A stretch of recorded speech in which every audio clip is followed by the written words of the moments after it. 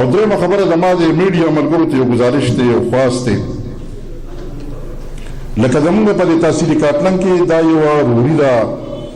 یو بیبندي ده د غم خاطر خلک یو نه دا دونه لوی ښار دی چې موږ یو بل نه پېژنو نه دا دونه لویه سټي ده چې لکه موږ د یو بل بد به لټو بې ځایه به بد لټو بې جا به تنقیدونه کوو او موږ به پرې لکه بس پیره کاږو چې د خیر دی زما دې ته دا یو ګزارش کوم سوال درته کوم چې د تحصیلي کاټلنګ په سطح باندې زه صوبایي ممبر یم وګورې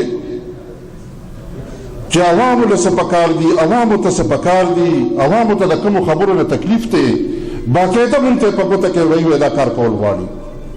نو که تاسو مونږ ته هغه په ګوته کړو مونږ پې کار ونه کړو بیا تاسو پوسټ ورکوئ بیا تاسو اعتراض کوئ نو مونږ به وایو چې او دې کې زموږ څه چل شته دغه شانته کې منسټر صاحب ناست دی مجاهد خان ناست دی وفاقي نمایندګان دي چې د وفاق سره کومې خبرې تعلق ساتي راشي د میډیا په ټوټ مه راځئ د دې کلي د دې خاورې د پیدې په شکل کې راشئ یاره ورته دغلته ستا وس کېږي ستا خبره اورېدلې کېږي مهرباني وکړه چې دا کار وشي نو دا به ټیکي نو که ستاسو د میټینګ نه پس ستاسو د مشورې نه پس په هغې باندې څه عمل درآمد ونه شو نو بیا به مونږ ته خپلې کمزورۍ هم ښکاري شي مونږ ته به د خپل ځان پته مو لګي خو دا نه وګوره مونږ سرکاري افسران نه یو چې زما باندې به یو سړی پوسټ ورکړي نو ما به ټرانسفر کړي دا نه زه تاسو ټولو میډیا ملګرو ته دا وایم چې مونږ به ټول کینو ګوره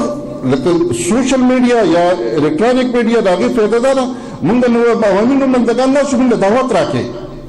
مونږ به درله دعوت درکړو او ښه هغې باندې کار وکړئ په دې تحصیلي کاټلنګ کار وکړئ په پي کې 50 کار وکړئ په MA کار وکړئ وایي دا خبرې ستاسو نه پټې دي خو په دې باندې تاسو سترګې پټې کړي دا کول غواړي نو زما خیال دی چې الله تعالی به پکې تاسو له هم خیر درکړي موږ له هم خیر راکړي زه د یوې خبرې نه نه یم خبر مجاهد خان نه دی خبر منسټر صاحب نه دی خبر هغه هایلایټ کېږي وچ په نکه لکه د هغې کلي د هغې وطن د علاقې بېعزتي کېږي نو ښه نه ده نو زه به تاسو له خصوصي خپل یو دعوت در کومه په هغې کې به زمونږ دا منسټر صاحب مجاهد خان دا به پکې ناست او تاسو د هغې پورې ښه په دې حلاقه باندې په دې تحصیل باندې پوره هومورک پې وکړئ چې زموږ سره څه کار تعلق ساتل غواړي او هغه څه کول غواړي نو زما خیال دی چې دا به زموږ ستاسو لپاره د خوشحالۍ خبرې ډېره مهرباني دا زموږ